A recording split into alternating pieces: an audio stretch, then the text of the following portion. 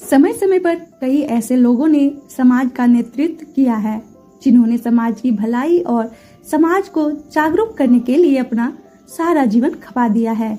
उन्हीं लोगों में से एक नाम सुधा मूर्ति जी का आता है, जिन्होंने जीवन भर अपनी संघर्ष यात्रा से समाज को राह दिखाने का काम किया।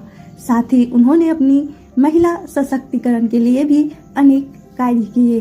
भारतीय महिलाओं की पहचान का प्रतीक बनी सुधा मूर्ति जी ने महिलाओं को सदैव प्रेरित करने का काम किया है। सुधा मूर्ति जी का जीवन परिचय आज भी महिलाओं को सशक्त करने के लिए प्रतिबद्ध है।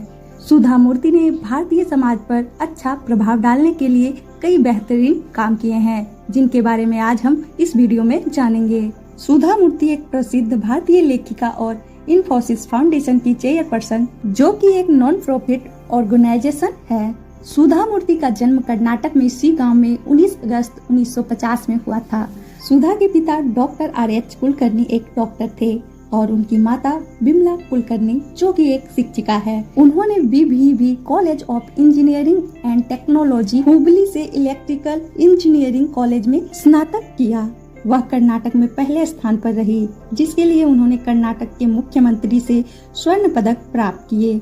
उन्होंने 1974 में इंडियन इंस्टीट्यूट ऑफ साइंस में कंप्यूटर साइंस में मास्टर की डिग्री प्राप्त की। वह अपने कक्षा में प्रथम रही और उन्होंने इंडियन इंस्टीट्यूट ऑफ इंजीनियर से स्वर्ण पदक प्राप्त किया। टेल्को में उनके हायरिंग के पीछे एक बड़ी दिलचस्प कहानी रही। उन्होंने टेल्को के वैकेंसी एडवर्टाइजमेंट को देखा था, जिसमें लिखा था महिलाएं उम्मीदवार इसमें अप्लाई न करें। ये लिखी बातें सुधा मूर्ति को नहीं जची। इसके लिए उन्होंने कंपनी में हो रहे इस भेदभाव के बारे में टाटा को एक पत्र लिखा, जिसके बाद जल्द ही उन्हें इंटरव्यू के लिए एक फोन आया और उन्हें नौकरी के लिए चुना गया। सुधा मूर्ति एक ऐसी भारतीय महिला इंजीनियर बनी जिन्हें भारत की सबसे बड़ी ऑटो निर्माता company Tata engineering and locomotive Telco company में रखा गया। तभी वह नारायण मूर्ति से मिली और आखिरकार दोनों ने मिलकर 10 फरवरी 1978 को शादी कर ली। उनके 2 बच्चे हैं, अक्षिता और रोहन। अक्षिता ने ब्रिटिश के प्रधानमंत्री ऋषि सुनक से शादी की और उनके बेटी रोहन मूर्ति क्लासिकल लाइब्रेरी ऑफ इंडिया के साथ ही एक डिजिटल ट्रांसफॉर्मेशन स्टार्टअप सोरोको के संस्थापक हैं। 1996 में सुधा मूर्ति और उनके दोस्तों ने मिलकर एक non profit organisation Infosys Foundation की स्थापना की, जिसका उद्देश्य समाज के वंचित वर्गों को सहायता प्रदान करना और शिक्षा, कला, संस्कृति जैसी सेवाओं को प्रदान करना था। सुधा मूर्ति की इन्फोसिस फाउंडेशन ने 2000 से भी अधिक बाढ़ पीड़ित के घरों के लिए पुनः निर्माण में मदद की। उनके इस ऑर्गेनाइजेशन ने कर्नाटक के ग्रामीण क्षेत्रों में 1000 से भी ज्यादा शौचालय निर्माण में महत्वपूर्ण भूमिका निभाई है। सुधा मूर्ति किताबों की भी शौकीन रही है।